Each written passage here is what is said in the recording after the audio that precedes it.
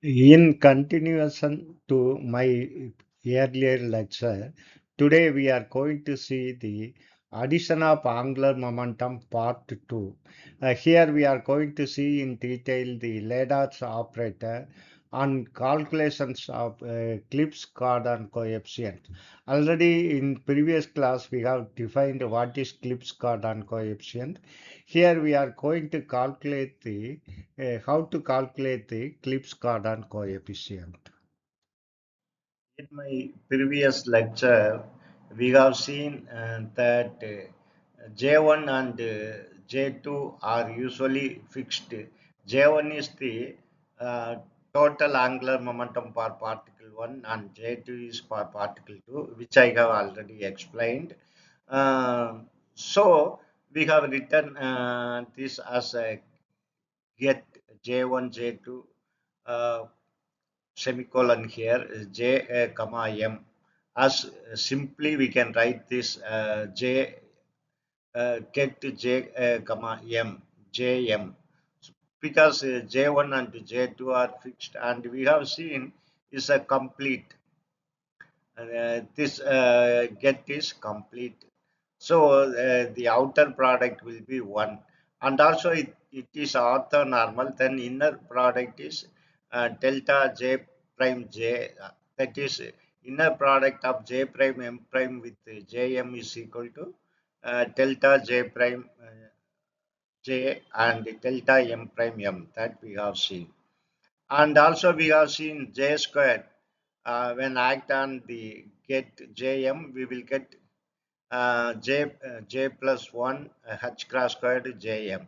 That is, this is the j plus 1 h cross squared is the eigenvalue of the operator j squared. Similarly, when it act on this get act on the jz, then you will get m h cross, where m h cross is uh, eigenvalue of jz, that we have seen already.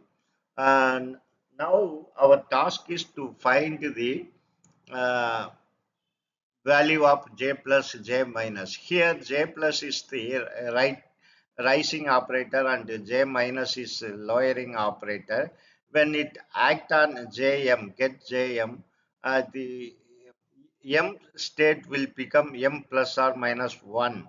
That is, if it is up rising operator, it is plus 1. If it is lowering operators, it is minus 1. Then our task is to find the coefficient. That we are going to find this in this lecture in detailed manner. So our question is, what will happen if rising operator j plus act on get jm? Uh, you know very well that j minus j plus is equal to this. J minus is, I will show you. J minus, that is lowering operator, is jx minus I jy. This we have seen for in the case of L as well as S. S in the spin Pauli spin matrix we have seen S minus is equal to Sx minus I Sy. Same is the case here. Similarly, J plus rising operator is defined as Jx plus Ijy. So now we will multiply this. First, we take the same term. Jx is Jx will give you Jx squared. Similarly, this I minus Ijy into plus Ijy will give you I squared Jy squared. Of course, here one minus. I squared is minus 1, so minus of minus will become plus. So if you multiply this second term and here second term, you will get plus jy squared. And now you take care of the cross term. Cross term means x and y. So jx and jy here. One I is here. I have taken out. So jx into jy, then minus jy into jx, this one into jx, because you are not supposed to change the order of the operator.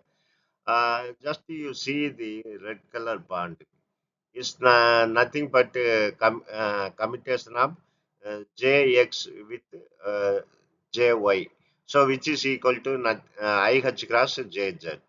So here one I, here one I into I squared, which is equal to -1. So you will get minus h cross jz. So uh, now you can add jz squared and subtract jz squared. You know very well that jx squared plus jy squared plus jz squared is nothing but j squared. So these three terms I have made as j j squared. This is j squared, and I kept minus h cross j z dot cities and minus j z squared. So we have seen j minus into j plus is this one. Now you take a vector jm and get vector jm. So now I am operating using this operator j minus j plus.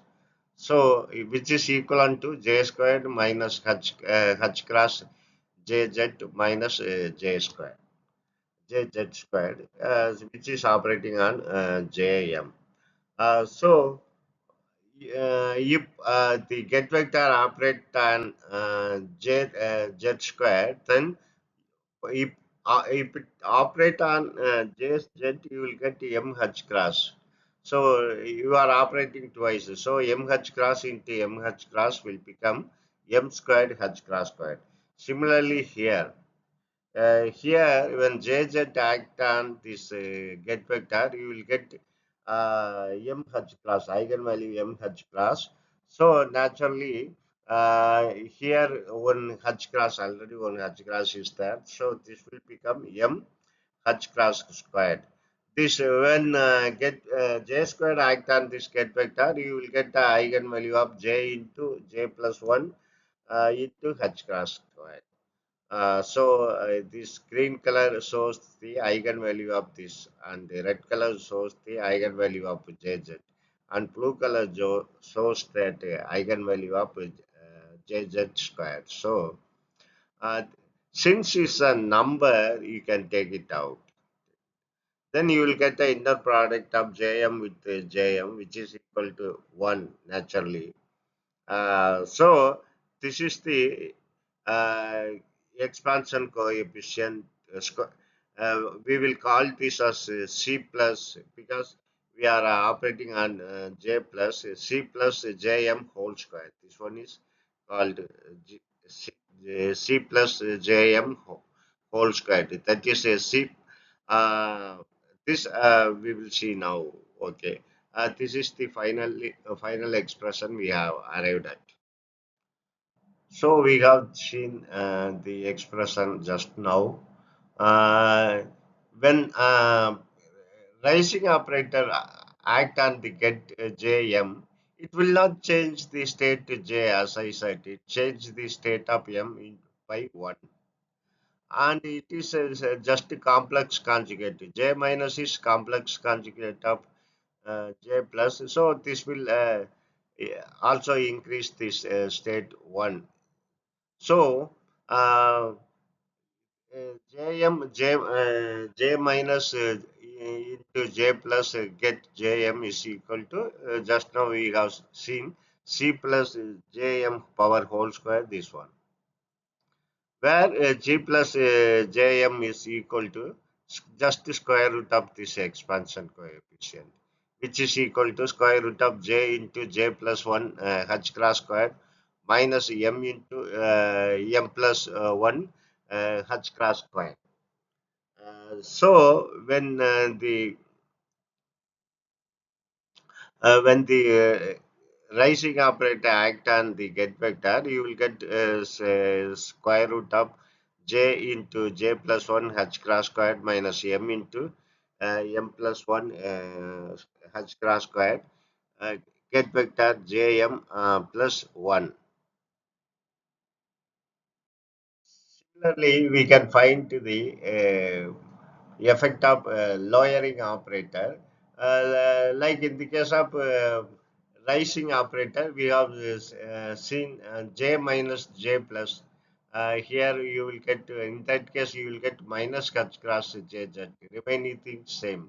Here instead of plus, you will get minus in previous case. So adopting the same method, you will get j plus into j minus is equal to j squared plus h cross jz minus jz squared.